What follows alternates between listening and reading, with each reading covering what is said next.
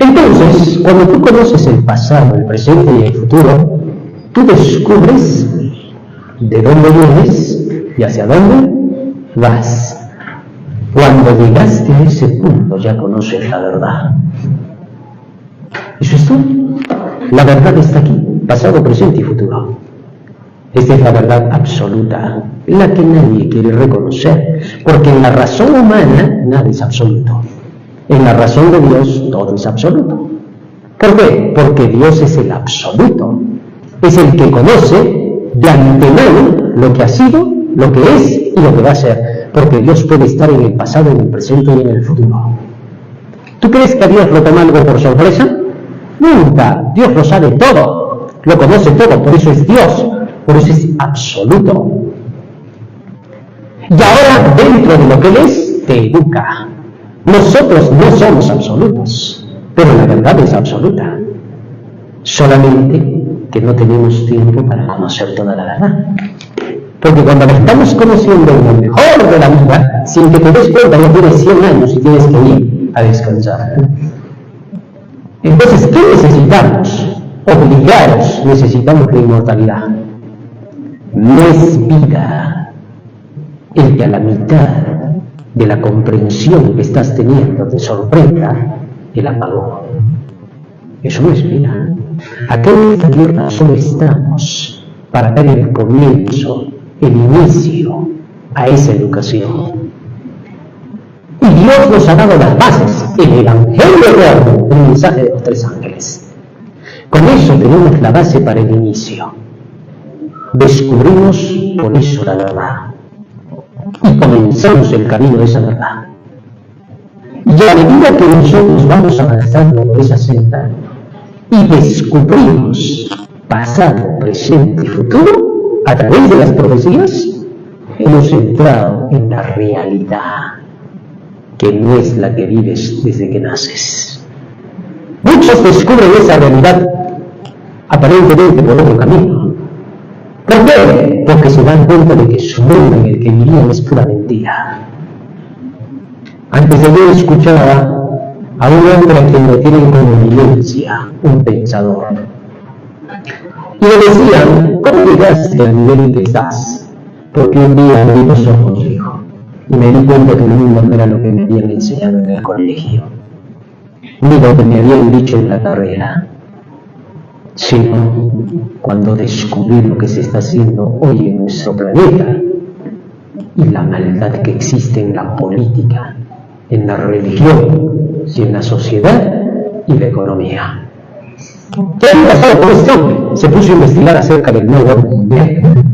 Lo podemos conocerlos todos ya, y que se ha dado inicio a través del foro de Davos.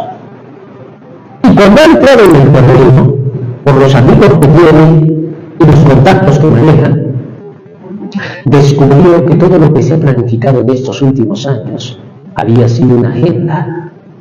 La pandemia, el buscar la crisis económica, la hambruna y todo lo que se nos está diciendo en nuevas pandemias, descubrió que todo estaba agendado, que todo es un programa y que lo que se está buscando es el dominio de la tierra a través de un gobernante mundial. Y entonces él dijo, ahora me he dado cuenta de que todo lo que estudié en el colegio ha sido una farsa para mí. Increíble, pocos llegan a ese punto, por ese lado, pero Dios quiere que tú lo tengas siempre y que nunca te equivoques a través de la Biblia. ¿Ves que la Biblia no es un libro para los religiosos? La Biblia es un libro para la humanidad. Muchas veces el ateo dice, no, yo no leo la Biblia, ¿por qué? No puedo. ¿Qué? ¿No sabes leer las letras? Si son las mismas que están en lo que te han enseñado. No, claro, no es que no puedo, sino que esto es verdad, dices, léela nada más. Qué equivocado. La Biblia ha sido dada para todos, aún para el ateo. ¿Para qué? Para que crea lo que es correcto, para que descubra lo que es verdad. Ahora bien, este es el primer bloque. Descubrir que hay una verdad y que se haga por los profetas. Y que cuando la hacemos ha empezado nuestra adoración a Dios. Ahora, ¿cómo vamos a reconocer a profetas de Dios? Porque Dios tendrá todavía más mensajes hasta el final. Él dijo que su luz va a seguir llegando hasta el fin del mundo. Pero, ¿cómo saber cuándo es Dios y cuándo no es Dios el que está detrás? Hechos capítulo 2, verso 17 al 21, fíjate lo que dice. Hechos 2, 17 al 21. Hechos 2, 17 al 21. Y en los postreros días, para los últimos días, dice Dios, derramaré de mi espíritu sobre toda carne, y vuestros hijos y vuestras hijas profetizarán, vuestros jóvenes verán visiones, y vuestros ancianos soñarán sueños. Verso 18, seguimos leyendo. Y de cierto sobre mis siervos y sobre mis siervas en aquellos días, derramaré de mi espíritu, y ¿qué dice?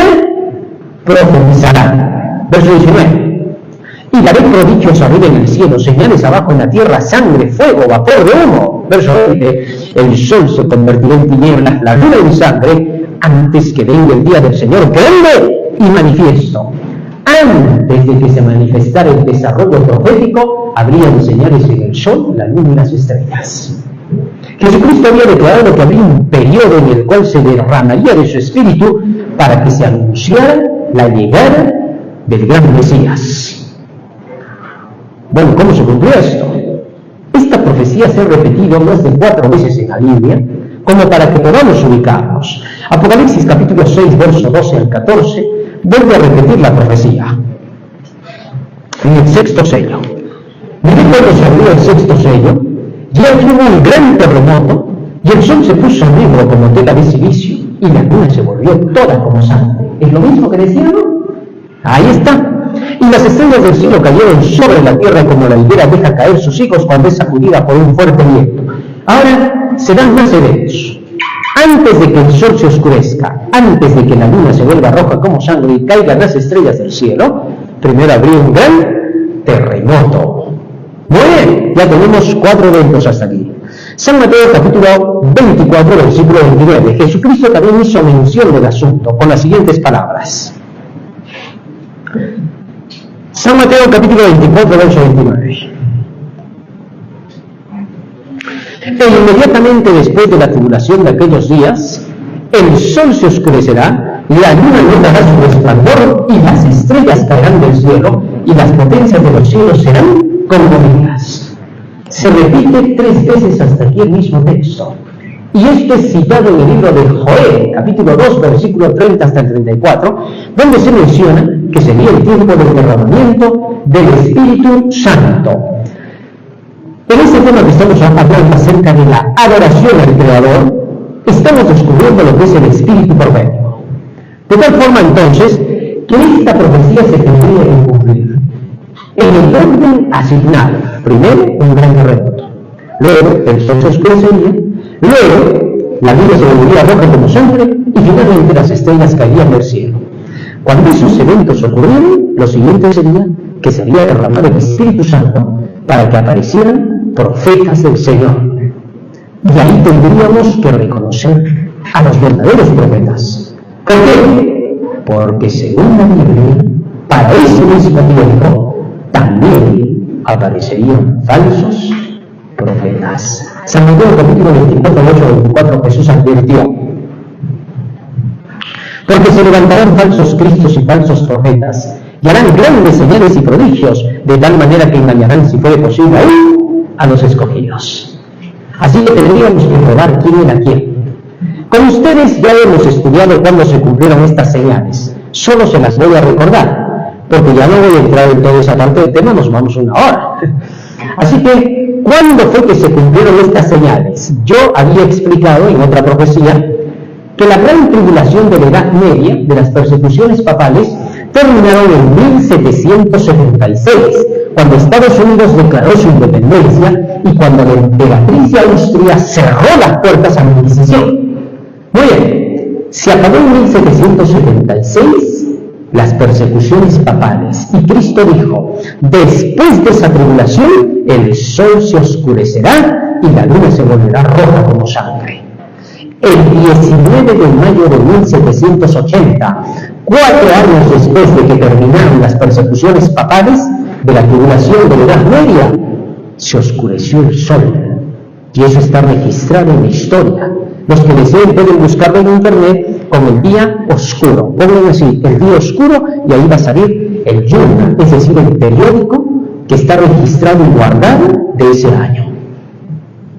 A las 9 de la mañana, la Tierra estaba totalmente oscura, entre las zonas de Canadá, Estados Unidos, México, Nuevo México, hasta Honduras y Nicaragua.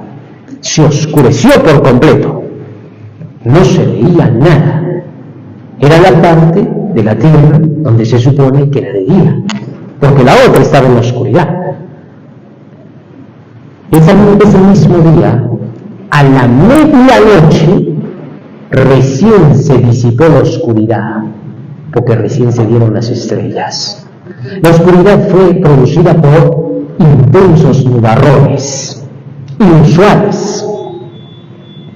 Y cuando desaparecieron los nubarrones, la luna estaba roja como sangre. La investigación declara que ese día no hubo eclipse. No había razón para que estuviera roja. Así entonces se cumplió, el sol se oscureció y la luna se volvió roja como sangre. Pero antes de eso debió de darse un gran terremoto. En 1755 fue el gran terremoto de Lisboa. Desde los días de Jesucristo hasta 1755 nunca se había registrado un terremoto como ese, de 9.5 grados en la escala de Richter. Es decir, no hubo un terremotazo antes de ese. Y hasta ahora no hemos visto una repetición. El máximo de nuestra vida llegaba a 9 grados. Así, 9.5, y el terremoto se registró desde Lisboa hasta las Antillas Americanas, 10 millones de kilómetros cuadrados. No a lo largo, cuadrados. Y fue el terremoto que tuvo más impacto. 90.000 personas murieron en ese día, de las que pudieron ser contadas, de las que quedaron sepultadas, de las que el mar se tragó en Lisboa, nunca se va a saber. No solamente eso, después del terremoto se levantó la polvareda, hubo aguacero y la mortandad se multiplicó. Así se registró el terremoto más fuerte entre Jesucristo y la fecha de 1755. Pero eso no es todo. Después de estos tres vendría la caída de las estrellas. Estrellas fugaces, lógicamente, porque bastaría con una para que se lleve la Tierra, Saturno, Plutón y todo lo que se encuentra en el camino. Piensen solamente que nuestro Sol, que es tan inmenso al lado de nuestro sistema, es entre todos los soles uno de los más chiquitos. Porque hay soles de 30 millones de veces más grande que nuestro Sol. Eso es un monstruo. Bastaría con que una de esas estrellas se desplomara y se lleva todo lo que se encuentra a su paso. Así que lo que pasó en 1833, el 13 de noviembre, fue la caída de las estrellas llamadas Oriónidas, porque eran estrellas fugaces, meteoros que venían desde la constelación de Orión. En el año 2002 hemos tenido la lluvia de las Acuarias, de la constelación de Acuario. Pero las de Orión fueron tupidas, como nunca antes en la historia, por millones, que cuando caían, el Journal, es decir, el periódico principal de los Estados Unidos, escribe y dice, caían como cuando las higueras caen del árbol. Es decir, desde el cenit se veía que se esparcían y la gente podía leer un periódico a la luz de las estrellas. Tantas estrellas fugaces eran. Y hasta el día de hoy hay registros de muchas que impactaron sobre el planeta. Claro, esas 4 señales se cumplieron hasta 1833. Y después de eso, dice la profecía, Dios derramaría de su espíritu sobre toda carne, y vuestros hijos y vuestras hijas profetizarán, y los ancianos soñarán sueños. Después de esa fecha de 1833, aparecieron personajes como Guillermo Miller, un anciano que tuvo sueños en relación con la segunda venida de Cristo y las profecías que anunciaban el fin. Eleanor G. de White apareció recibiendo visiones, una jovencita de 17 años. No solamente ella, Ida Metson, publicando profecías en relación con el santuario. Y muchos más que comenzaron a profetizar acerca de la segunda venida de Cristo. Entre ellos, increíblemente, Isaac Newton, el famoso matemático, que escribía más de Apocalipsis y Daniel que de matemática. Y él también descubrió la profecía de 1844 en relación con la profecía de Daniel 8:14, de los 2300 años.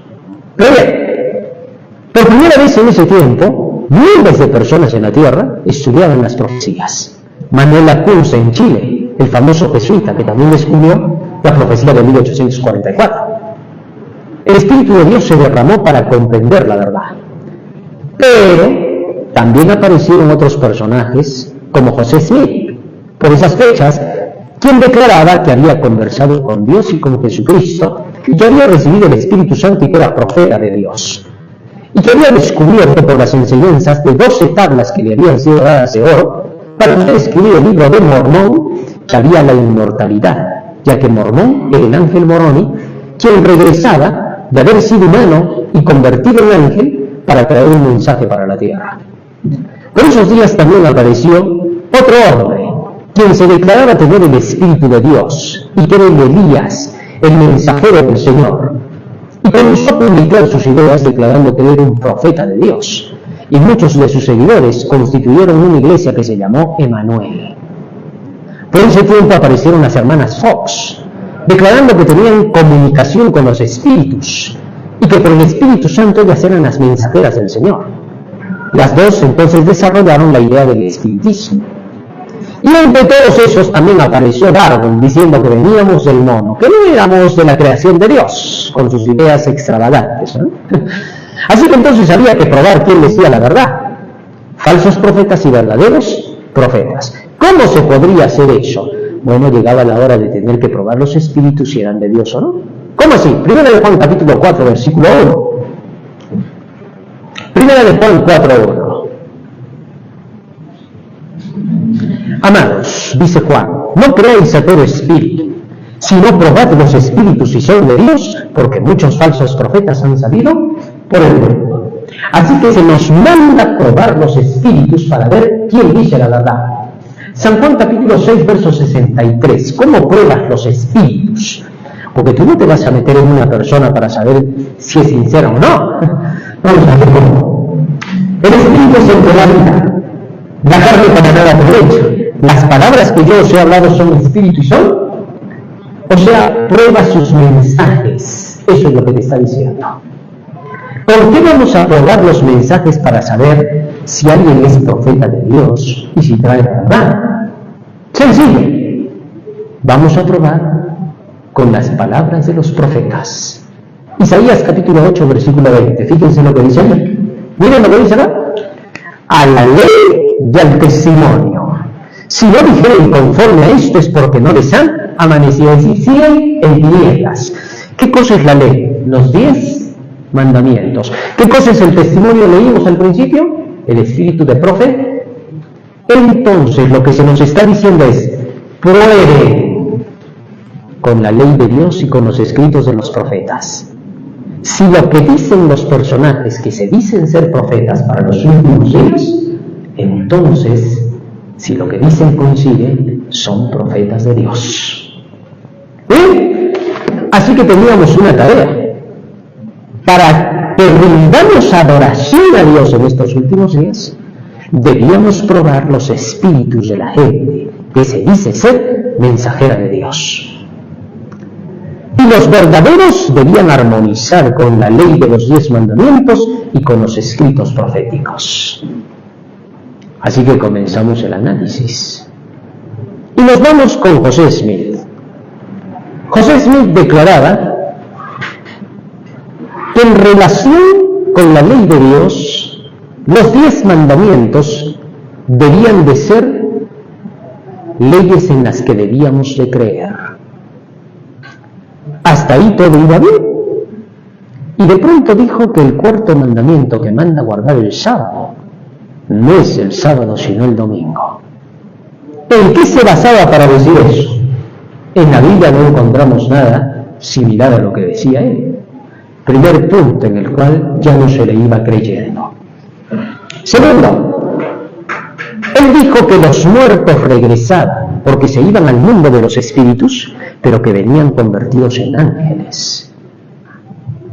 Bueno, vamos a ver el testimonio bíblico. Job capítulo 7, versículos 7 al 10. ¿Es eso verdad? Vamos a ver qué dice la Biblia. Y vamos a ver si José Smith tenía la razón. Job 7, 7 al 10. Acuérdate que mi vida es un soplo, decía el patriarca, y que mis ojos no volverán a ver el bien. Verso 8. Los ojos de los que me ven no me verán más. Fijarás en mí tus ojos y dejaré de ser. Verso 9.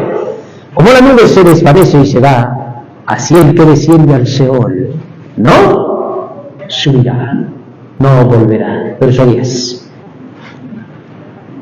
No volverá más a su casa, ni su lugar le conocerá más. ¿Pueden regresar los muertos según ese texto bíblico? Ya no regresan. Hasta el día de la resurrección. José Smith decía que regresaban en forma de ángeles. No vemos la prueba bíblica. Es más, antes de Adán y Eva, antes del primer muerto en la tierra, ya habían ángeles. ¿De dónde salieron ellos? ¿De qué otros muertos? Así que José Smith quedaba descartado por la palabra de Dios. No es profeta que Dios envió. Las hermanas Fox, ellas declaraban que se comunicaban con los espíritus de los muertos, con los ángeles y con seres de las estrellas. ¿Es eso posible? Isaías capítulo 8, versículo 19. Vamos a ver si lo que decían las hermanas Fox realmente ocurría. Si ocurría, eran profetas de Dios. Vamos a ver, Isaías 8, 19. Y si os dijere, preguntad a los encantadores y a los adivinos, que susurran hablando, responded, ¿no consultará el pueblo a su Dios? ¿Consultará a los muertos por los vivos? Es antibíblico lo que hacían. ¿Qué cosa es consultar con los muertos? Salmo 106, versículo 28. Vamos a ver qué cosa es consultar con los muertos. Se unieron a sí mismo a Baal Peor y comieron los sacrificios de los muertos. Estaban, dice, dedicando sacrificios a quién? A los muertos. ¿Quiénes eran? Versículo 37, sigue diciendo. Verso 37. Sacrificaron sus hijos y sus hijas. ¿A quién dice? Entonces los muertos, ¿quiénes eran en realidad? No era que los muertitos regresaban, no era que se convertían en angelitos, sino que eran los demonios los que venían a engañar a la gente. De esa forma entonces las hermanas Fox quedan descartadas. No son bíblicas.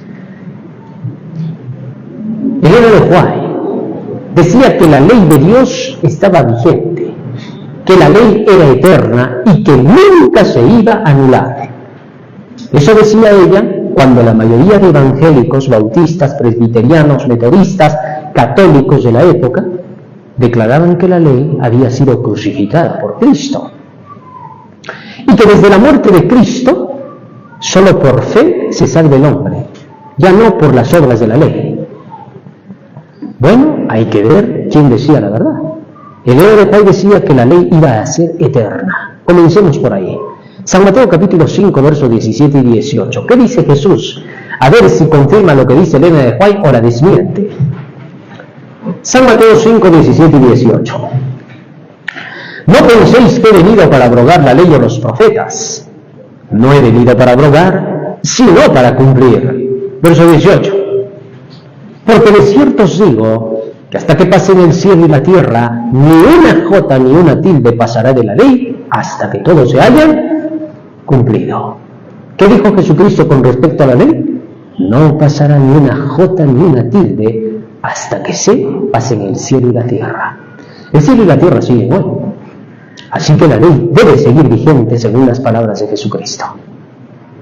Hasta ahí tiene un punto Elena de White. Elena de White dijo, en cuanto a la inmortalidad del alma, que estaba de moda en ese tiempo, eran los puntos claves, dijo, los muertos nada saben, están en un estado de inconsciencia y solamente volverán a la vida cuando Cristo venga por segunda vez. Antes de eso, para nada. Bueno, hay que ver si Elena de White tiene razón. Eclesiastés capítulo 9, versículos 5 y 6, a ver si Salomón no la contradice. Eclesiastés 9, 5 y 6 dice: porque los que viven saben que han de morir, pero los muertos nada saben, ni tienen más paga, porque su memoria es puesta en olvido. Verso 6, también su amor, su odio, su envidia perecieron ya, y nunca más tendrán parte en todo lo que se hace debajo del sol. Verso 10, todo lo que te viniera a la mano para hacerlo hazlo según tus fuerzas, porque en el Seol a donde vas no hay obra, ni trabajo, ni ciencia, ni sabiduría. Entonces Elena de White tenía razón en que los muertos estaban en un estado de inconsciencia. San Juan capítulo 5, versos 28 y 29. ¿Habrá resurrección como decía ella? ¿Recién ahí entrarán en ceso los muertos? Vamos a ver. No os maravilléis de esto, dijo Cristo, porque vendrá hora cuando todos los que están en los sepulcros oirán su voz. Y los que hicieron lo bueno saldrán a resurrección de vida, mas los que hicieron lo malo a resurrección de condena. Si los muertos estuvieran vivos en otro lugar, ¿por qué tendrían que resucitar?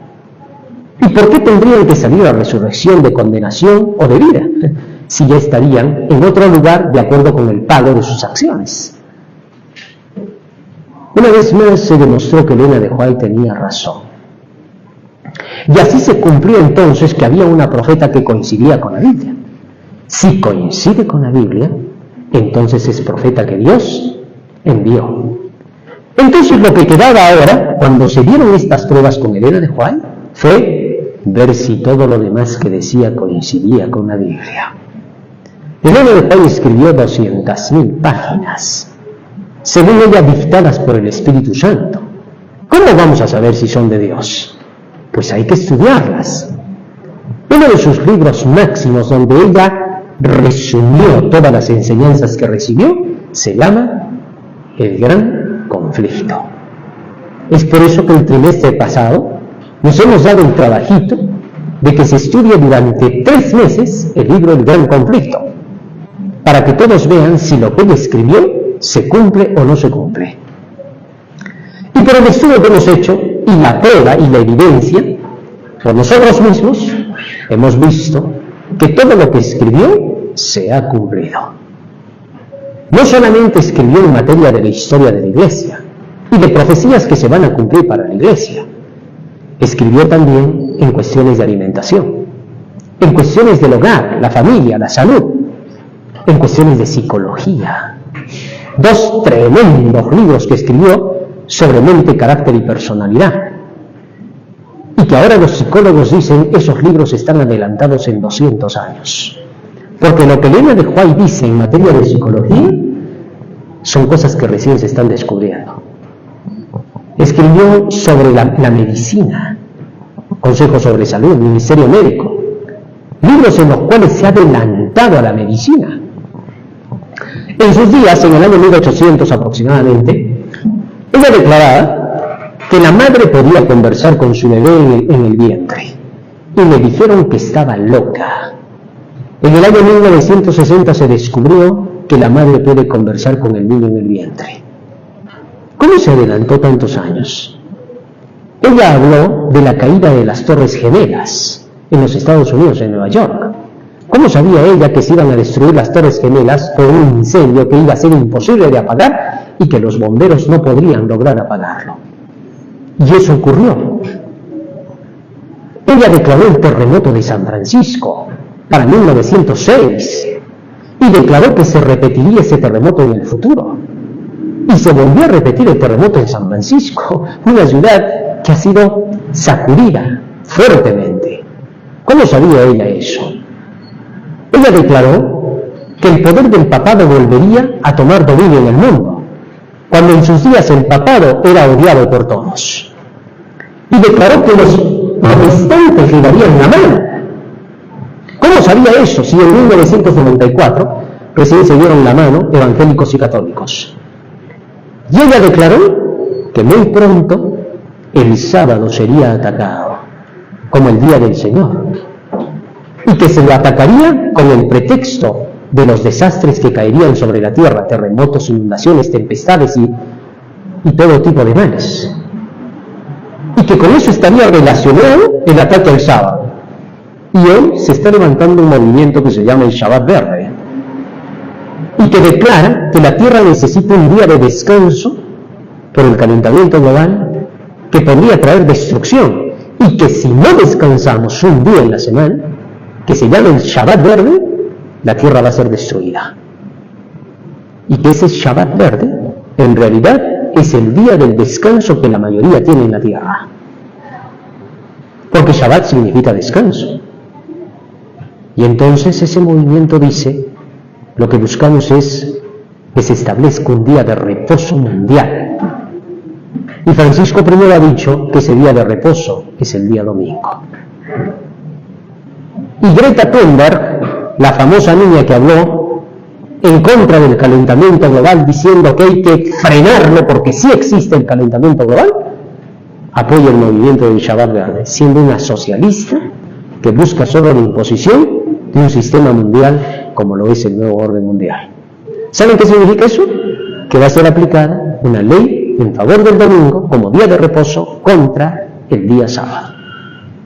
Si eso pasa, las palabras de Elena de White, las últimas profecías, lo último ya, porque después de eso no tiene más, en cuestión de tiempo, se cumpliría y se demostraría finalmente que todo lo que dijo fue exactamente como lo predijo. Bien, hasta aquí eso que demuestra que el Espíritu de Dios sí comenzó a ser derramado después de esas profecías que habían sido anunciadas con la caída de las estrellas, que era la última. Eso nos da confirmación de que Dios sigue trabajando y tendrá profetas hasta el mismo fin de la historia. Y que los que lleven la profecía en los últimos días, para el mundo entero, serán aquellos que recibirán el espíritu profético. Y eso se promete para el pueblo de Dios. Apocalipsis capítulo 22, versículo 8 hasta el 10. Fíjense lo que dice la Escritura. Yo, Juan, soy el que oyó y vio estas cosas. Y después que las hube oído y visto, de todo el Apocalipsis, me postré para adorar a los pies del ángel que me mostraba estas cosas. Pero él me dijo, mira, no lo hagas, porque yo soy consiervo tuyo, de tus hermanos los profetas, y de los que guardan las palabras de este libro. Adora a Dios. Y me dijo, no selles las palabras de la profecía de este libro, porque el tiempo está cerca. Tus hermanos los profetas, los que tienen el testimonio de Jesús, esos que tienen el testimonio de Jesús para los últimos días, son el último remanente. Apocalipsis 12:17, fíjate por qué. Mira lo que dice acá. Entonces el dragón se llenó de ira contra la mujer, contra la iglesia, y se fue a hacer guerra contra el resto de la descendencia de ella, el residuo, lo último que queda de ella, los que guardan los mandamientos de Dios y tienen ¿qué cosa? ¿Qué cosa es el testimonio de Jesucristo? El espíritu profético. Hace un rato lo leímos, Apocalipsis 19:10, fíjense lo que dice. Apocalipsis 19:10. Adora a Dios, porque el testimonio de Jesús es el espíritu de la... Así que el último pueblo de Dios será el pueblo profeta de Dios. El pueblo de Dios adventista del séptimo día fue llamado durante esa fecha, de 1844 en adelante, para que publicara al mundo las profecías de Daniel y Apocalipsis, profetizándole al mundo. Porque vamos a profetizar del espíritu de la profecía. No de nosotros, no nos va a venir la iluminación, no. Vamos a sacar la profecía de la palabra de Dios. Y vamos a hacerle profetas para el mundo, porque les vamos a profetizar las cosas que vienen. A eso fue llamada la iglesia.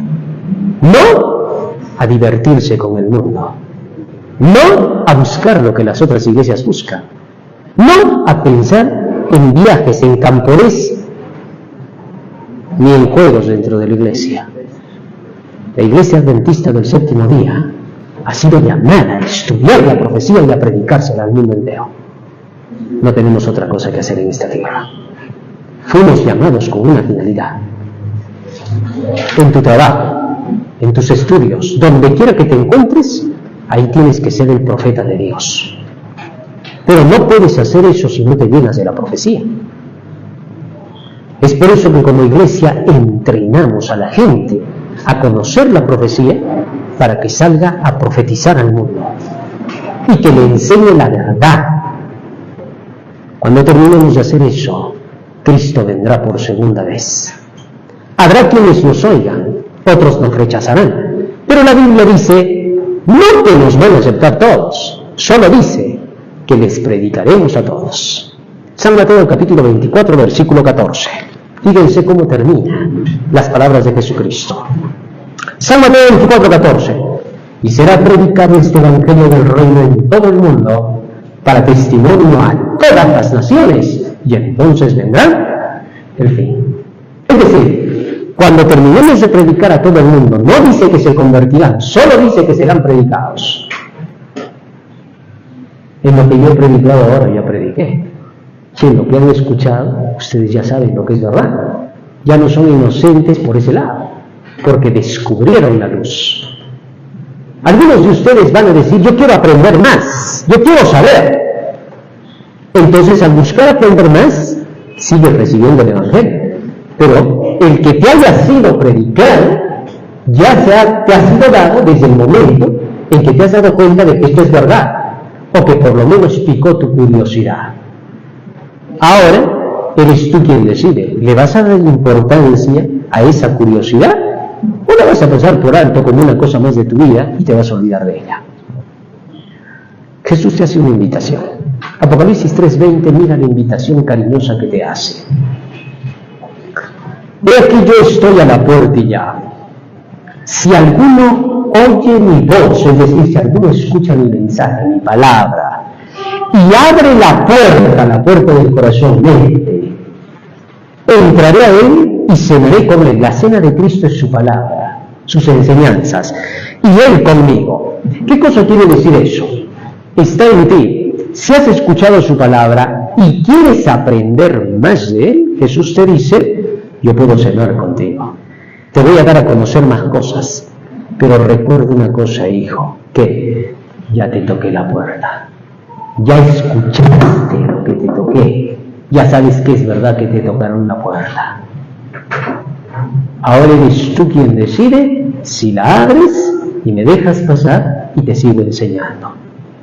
Es ahí donde tenemos que decirle a Jesús si queremos ser enseñados por él. ¿Y cómo le hacemos? No le améis de palabra ni de lengua, sino con acciones de verdad. Es decir, continúas aprendiendo, sigues viniendo, porque vamos a seguir profundizando. Fíjate que solamente estamos en una parte y vamos a profundizar ahora más y más en la verdad, y si tú sigues viniendo te vas a seguir llenando de esa verdad. Y cuando conozcas todas las bases de la verdad, te vas a convertir en una fuente que salta para vida eterna, porque vas a convertirte en otro guía de la luz, y Dios te va a llamar porque te necesita. Por eso es que oíste su verdad, y si la aceptaste, eres el individuo que Dios buscaba. Y tú pronto vas a ser una luz para otros, y vas a comunicar esto mismo, porque solo se trata de eso. No necesitas ser especial, simplemente necesitas ser tú reconociendo la verdad para llevársela a otros. Vamos a pedirle a Jesús en esta mañana que Él nos ayude para que estas palabras que hemos aprendido queden grabadas en nuestra mente y corazón, que sean el motor que impulse nuestras acciones y que sean el canal para llegar a los demás. Comienza por tu casa. Los de la casa son los más cercanos.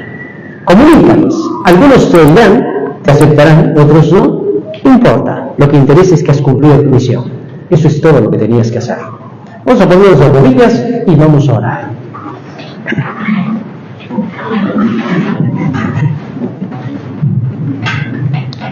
Bondadoso Padre que moras en los siglos, Creador del universo, Rey de reyes y Señor de señores, estamos agradecidos a ti, Señor, por las palabras benditas que nos has dado, porque vemos que todo lo que dice tu santo libro es verdad, porque no podemos, Señor, dudar de lo que la evidencia nos dice. Nuestros ojos, Señor, ven con claridad tu luz y sabemos que este es el camino, la verdad y la vida. Padre Santo, te rogamos que estas palabras ahora sean el motor que impulse nuestras acciones y que podamos testificar a otros la luz que hemos recibido. Quédate ahora con nosotros y acompáñanos en el día de hoy, porque te lo rogamos y suplicamos en el nombre y por los méritos de Jesús, tu Hijo amado. Amén. Amén, Señor. Amén. Muy bien, queridos hermanos, hemos aprendido un hermoso tema. A nuestros hermanos que están allí detrás de cámaras, que el Señor les bendiga, que pasen un feliz y hermoso sábado, que el Señor les acompañe. Y a todos nuestros hermanos que están aquí presentes, que el Señor les bendiga. No se olviden, más tarde continuamos con nuestros estudios a partir de las 3 de la tarde. Que el Señor les bendiga, que pasen un feliz y hermoso sábado. Amén.